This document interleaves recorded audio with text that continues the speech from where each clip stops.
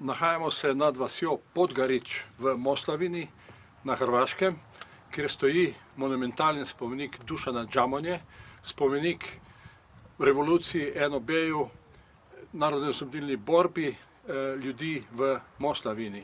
Vas Podgarič je bila med drugo svetovno vojno namreč osvobojeno ozemlje, kjer je bilo veliko partizanskih enot, bolnic, skladišč in podobnega. Tu nad vasjo Podgorič so postavili tudi ta monumentalni spomenik, kjer je pokopanih tudi 900 partizanov, kar jih simbolično označujejo tele 4 gomile, ki so pred spomenikom. Spomenik je danes kar dobro ohranjen, so pa po njemu popisani grafiti in zelo težko je priti do njega, ker ni nobenih oznak ob cesti ali posebej kakšnih tabel.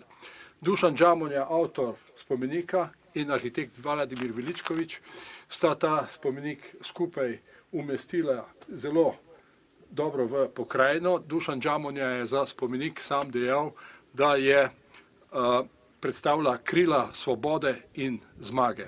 Zmago življenja nad smrtjo. Napis na grobnici. Tukaj je pokopanih več kot 900 partizanov, borcev s širšega področja Moslavine, ki so darovali svoja življenja za svobodo in neodvisnost naših narodov v toku narodno-osvobodilne borbe od leta 1941 do leta 1945. To so te gomile s pokopanimi partizani, borci.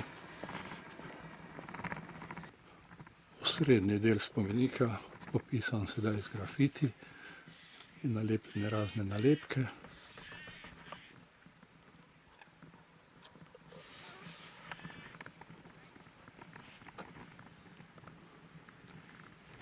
Spodaj vas Podgarič in jezerce. I'm Susan Monsell. I come from Hampshire in England. I've got an interest in spomenics. I'm also interested in Homeland War memorials. I'm interested in the layers of history, and it's quite fascinating. And these huge spomenics, the ones made of concrete, they seem like a good idea at the time, but when memory moves on, they're not so easy to be removed. If they're made of precious metals like stainless steel or bronze, that solves the problem. They're gone. People take away the valuable parts, but concrete is vast, is monumental, it's almost forever. There's layers of history with Tito and his monumentalism compared with Stalin's Soviet monumentalism, Soviet realism, and I find that very interesting. So that's why I'm here for 10 days to tour around Bosnia and Croatia to get a taste of these wonderful spomeniks. A kako dolaze još ljudi da gledaju spomenik? Kako je sad? Dođe po neko, ne znam baš. Ako dođu u Vilu Garić pa ih neko upozori, onda dođu. U Hrvatsku su puno srušili spomenika. Pa ja ću vam reći, ako to je moje mišljenje, da li to baš tako.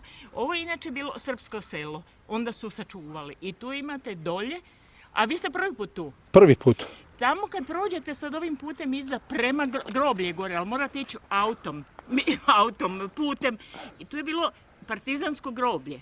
Znate, i sad imate i spomen kosturnicu koju su 100 put htjeli maknuti, ali još uvijek ostala, imate imena.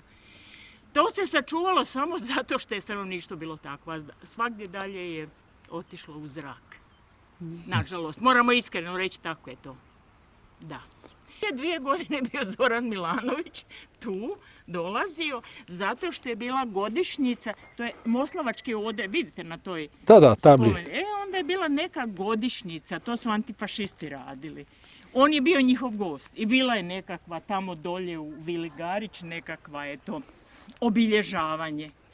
Ali poslije toga baš ne, nekad je znao Stipe Mesić kao bivši predsjednik doći, ali nemate vi više tu ni ljudi koji žive, živućih. sudionika. Stari su, kad je bio rat, jel? A ovo poslije ne znam. Je bilo sve, bila i trgovina. To je sve u vrijeme Jugoslavije bilo. Da. To već onda davno. Bila je trgovina, bio je kiosk, bilo je nekakvih suvenira, bilo je koje čega, bio nekakav, kako bih rekla, ono da sok imate i tako za putnike, namjernike i školske ekskurzije su dolazile kao i svagdje. Da, da. Bilo ono naše, vi ste vjerojatno puno mlađi, ja imam godina, pa pamtim.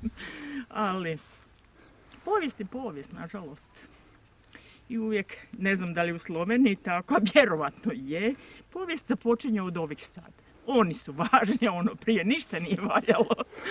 Pa, Ali kako je vaše tumačenje da sad se toliko spomenika ruši partizanskih u Hrvatskoj? Sad, pa to se rušilo u vrijeme rata, ali sad više ne. Sad Da. mi baš i nema. Ali zašto se rušilo partizanske? Pa zato, to su komunisti, to je bilo takva jedna mržnja prema onome sistemu.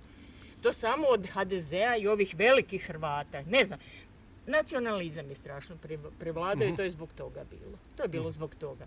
Sad priča da je Tito zločinac, to je bilo dominantno u 90. godinama. Strašno. Sad su se malo umirili. Ali mislim tako i u Srbiji bilo, da se razumijemo. Isto.